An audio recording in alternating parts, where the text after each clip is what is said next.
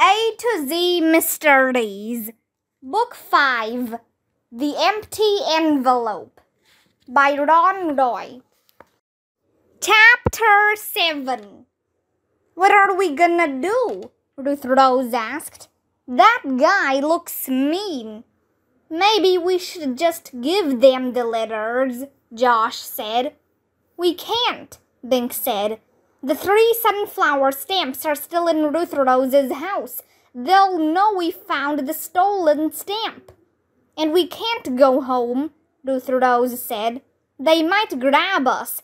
Then they'd search us, and they'd find the stamp on Dink. Let's cut through the backyards to my house, Josh said. We can call Officer Fallon and tell him we're being followed. Okay, Dink said. We can't just stay here. The kids crawled across Miss Alubicky's lawn on their hands and knees.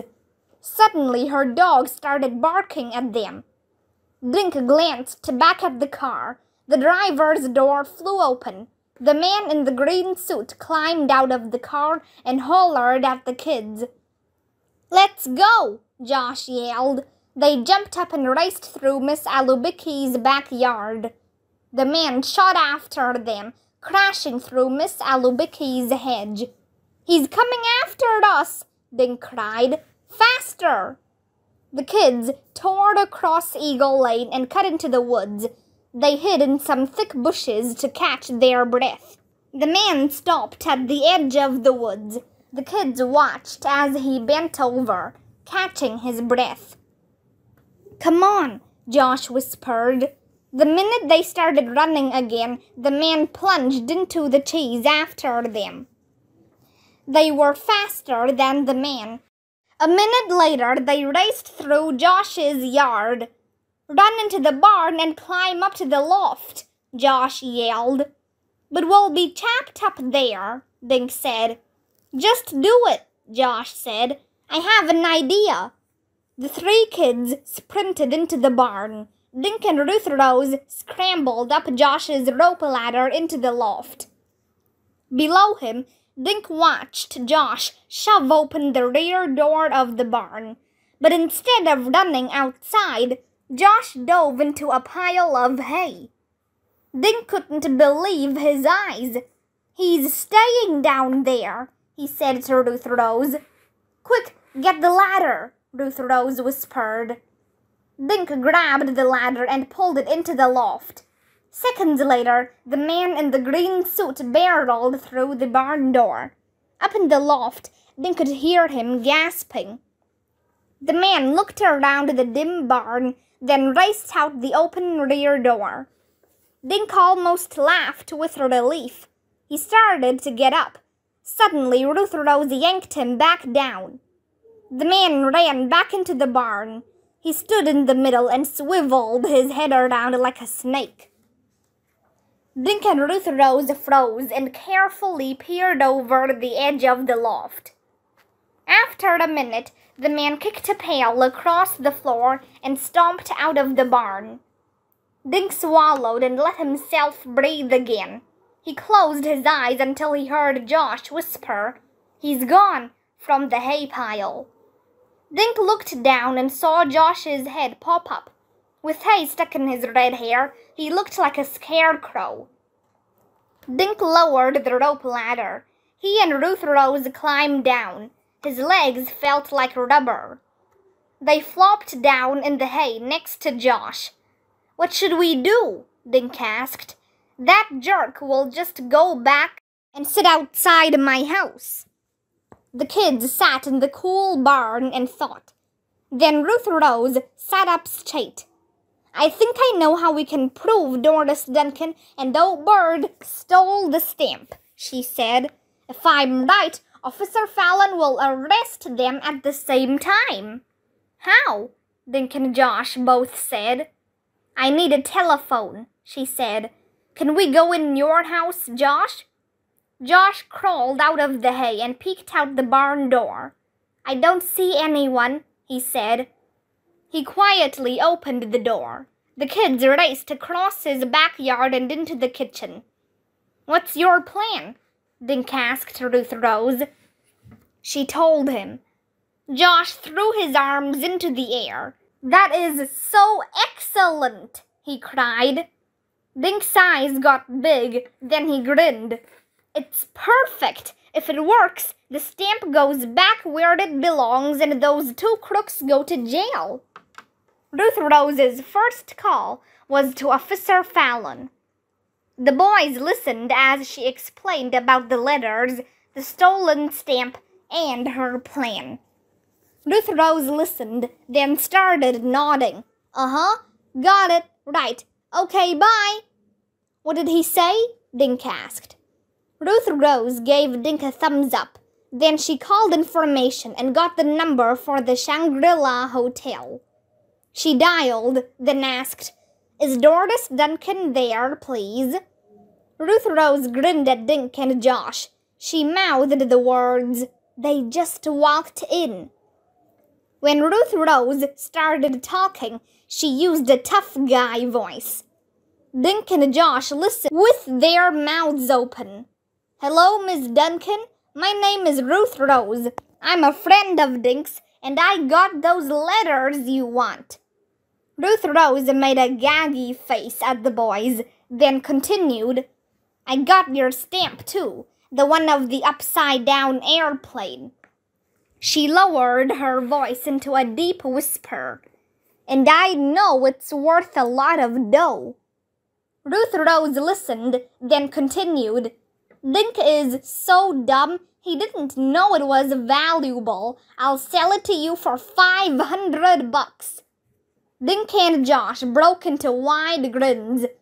Dink had to stop himself from laughing out loud. Ruth Rose made a shushing motion with her free hand. No, not tonight. I gotta go to my grandmother's. I'll meet you in the library tomorrow at high noon. Josh nearly fell on the floor laughing. Don't worry, Ruth Rose said. I'll have the stamp. You just bring the 500 smackers. Then she hung up. Ruth Rose, Josh yelled. You sounded like a real crook. How did you do it? She smiled. You ain't seen nothing yet. Chapter 8. At noon the next day, Dink and Josh peeked out of Mrs. McElroy's office. Ruth Rose was sitting at a table, reading a book. The library was nearly empty. An old woman sat reading a newspaper. A man was snoozing near the door with his cap pulled over his eyes. Mrs. McElroy was on her lunch break. Ruth Rose looks so calm, Dink whispered. I feel like I'm gonna be sick. If you throw up, I'll kill you, Josh said. He grinned. And Mrs. McElroy will rip up your library card. A minute later, Doris Duncan walked into the library. The man in the green suit followed her. He had long, strong-looking arms and a thick neck. Dink shuddered. It was the man who had chased them. He nudged Josh as the two walked across the room. Are you Ruth Rose? Dink heard Doris Duncan ask. Ruth Rose nodded. She held up the 5 blue envelopes. The stamp is in here, she said, showing Doris Duncan the empty one. I hope Ruth Rose gets the money first, Josh whispered. Ruth Rose looked at the man and raised her eyebrows. Who's he? She asked in her bad guy voice. This is my associate, Doris Duncan said. Mr. Otto Bird. Aha, said Dink in the office. Did you bring the cash? Asked Ruth Rose. The woman snapped her fingers. Otto Bird yanked some bills from his pocket and handed them to Doris Duncan. Let me see the stamp first, he croaked. Josh started to giggle. Dink clapped a hand over his mouth. Ruth Rose slid the stamp out of the envelope. See, there's the upside-down airplane, Dink heard her say. Otto Bird snatched the stamp out of Ruth Rose's fingers. With his other hand, he whipped out a magnifying glass. The man examined the stamp through bulging eyes. Then he smirked. "This is the one," he said. Ruth Rose smiled sweetly. "The money, please," she said. Doris Duncan dropped 5 $100 bills into Ruth Rose's hand. In the office, Dink and Josh high-fived. Ruth Rose counted the money, out loud. When she finished, she looked at Doris Duncan and Otto Bird. Then she hollered, "Okay, Officer Fallon." The man snoozing by the door stood up. "Don't move, you two," Officer Fallon said. "You're under arrest for theft and mail fraud." Chapter 9. Officer Fallon snapped handcuffs on the thief's wrists. "I'll take that," he said, plucking the Jenny stamp from Otto's hand. Doris Duncan shot Ruth Rose a nasty look. "You tricked us!" she screamed. The old woman, who had been reading a newspaper, suddenly stood up. She had white hair and wore a neat dress covered with tiny pink flowers. The woman folded the paper and placed it on the table. Then she crossed the room. "No, you tricked me," the woman said. She turned to Otto Bird. "Remember me, Clementine Painter? You lied to me. You told me you were a stamp expert, but you're nothing but a crook." When Otto Bird recognized Clementine Painter, his mouth dropped open. Not a word came out. In the office, Dink and Josh danced around Mrs. McElroy's desk. "Gotcha!" Dink shouted. The day before, when Ruth Rose had telephoned Officer Fallon, he told her he'd call Clementine Painter. With her there, Officer Fallon had explained, Doris Duncan and Otto Bird wouldn't stand a chance.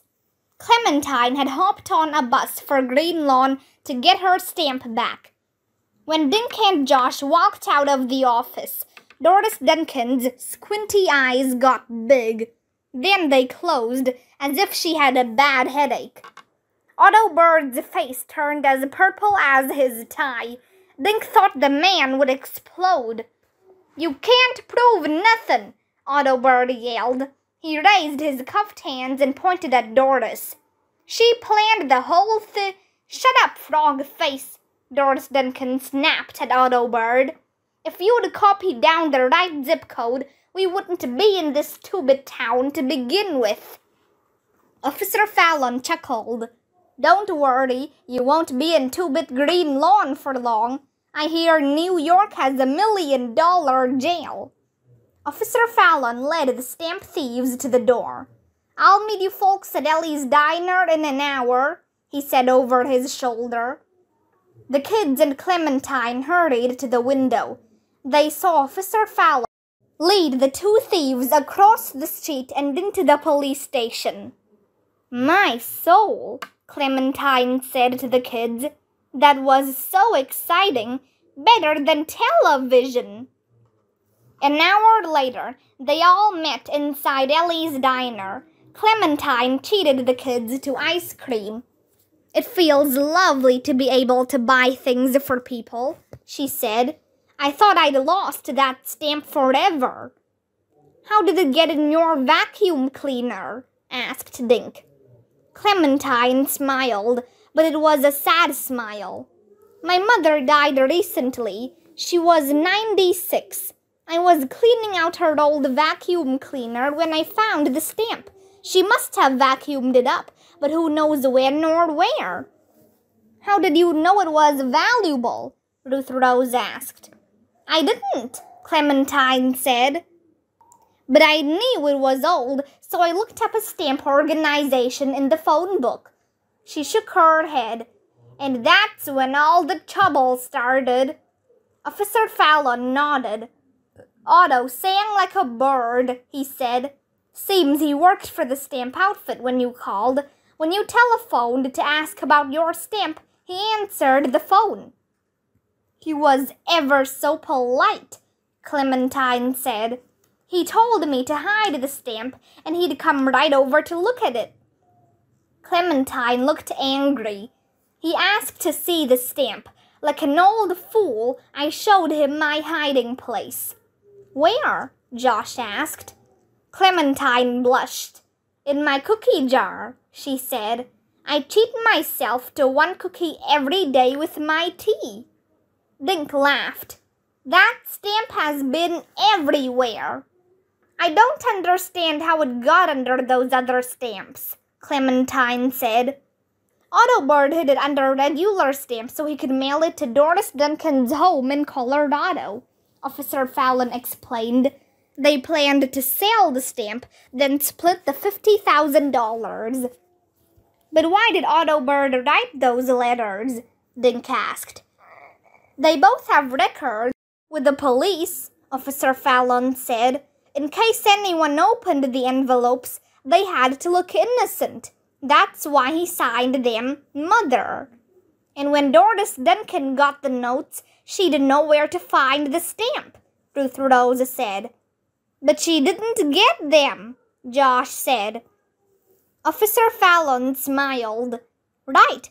Lucky for Miss Painter, Otto broke his glasses and copied down the zip code for Green Lawn, Connecticut, instead of Green Lawn, Colorado. And then my little brother hid the envelopes in the refrigerator, Ruth Rose added. Mercy, Clementine said. All this commotion over a tiny piece of paper. Officer Fallon slid an envelope across the table. Here's your stamp, Miss Painter. He grinned. Can you find a safer hiding place? You bet, sir, she said. This is going right into the bank. Everyone said goodbye, and Officer Fallon took Clementine back to the bus station. The kids walked home, talking about finding a fortune in a vacuum cleaner. Want to come over and play more volleyball? Dink asked. Sure, Nate and I were winning, Ruth Rose said. Josh grinned. Not me. I'm going right home. I want to see what's inside my mom's vacuum cleaner.